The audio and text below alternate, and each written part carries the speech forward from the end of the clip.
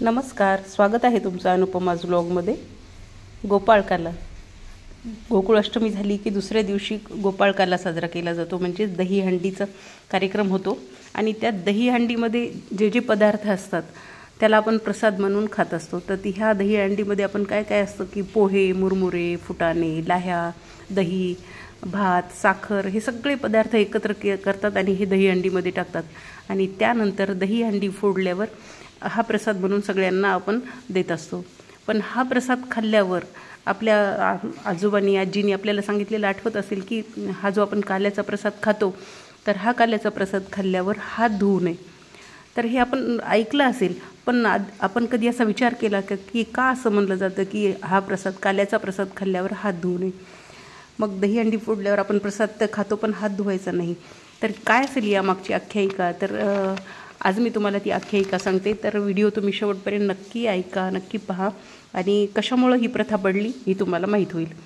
तर काय व्हायचं की श्रीकृष्ण जेव्हा त्यांच्या मित्रांसोबत गाईला चारण्यासाठी रानात शेतात घेऊन जायचे आणि सगळ्या मित्रांसोबत दिवसभर मस्त उंधळायचे, खेळायचे, खूप खूप खेळायचे आणि खेळून खेळून खूप दमायचे।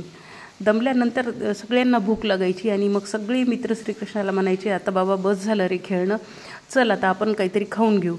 आणि मग सगळेजण जेव्हा श्रीकृष्णाला म्हणायचे सगळेजण एकत्र यायचे आणि पळत पळत कदंबाच्या झाडाखाली जायचे आणि तिथं असं मग प्रत्येकजण आपण जे काय आणलेलं असेल, गाठोडं बांधून आणलेलं असेल तर सगळेजण आपलं सगळं आणलेलं अन्न, जे काही जेवण आणलेलं आहे ते श्रीकृष्णाजवळ द्यायचे।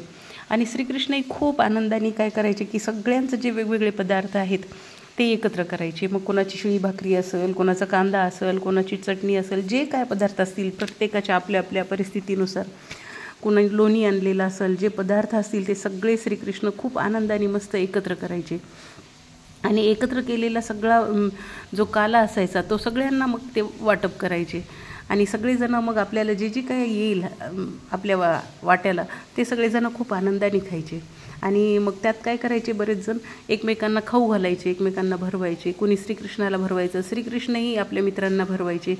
मग त्यावेळेला हात उष्टे आहे ते आहे काहीच पाहायला जायचं नाही आणि परिस्थितीचंही कधीच पाहत नव्हते, कोण गरीब कोण श्रीमंत हा पण कधी विचार श्रीकृष्णाने केला नाही आणि त्यांच्या मित्रांनी पण केले नाही। आणि मग ते सगळे एकमेकांना उष्ट्या हातांनीच खाऊ घालायचे। मग ते छान असं लोणचं असायचं, त्यामध्ये चटणी, कांदा, लोणचं ते सगळे एकमेकांना खाऊ घालायचे आणि त्यावेळेला असं कधीच विचार नव्हते करत।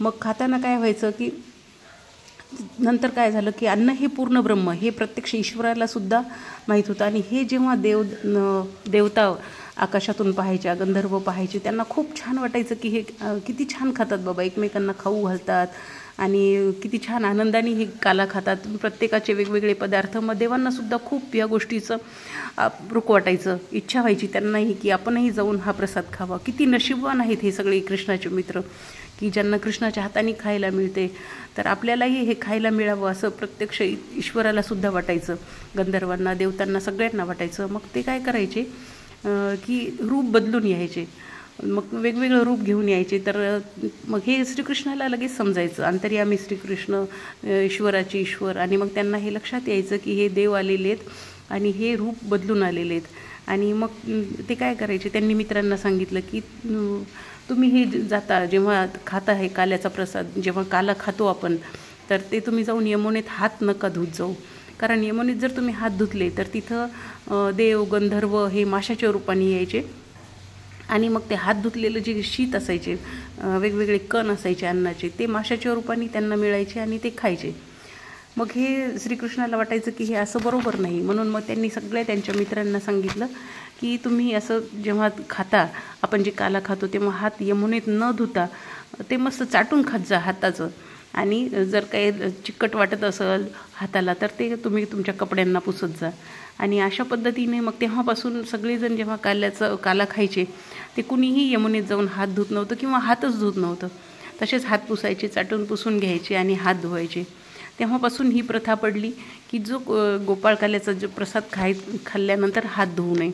आणि ही आख्यायिका आतापर्यंत म्हणजे बऱ्याच जणांनी ऐकली असेल की हात धुवू नये, पण त्यामागे कारण काय होतं हे बऱ्याच जणांना माहीत नसेल किंवा काही लोकांना माहीतही असेल।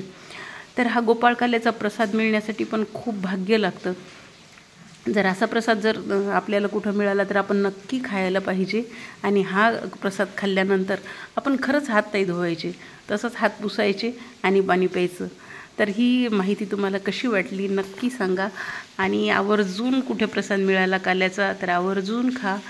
जय श्रीकृष्ण.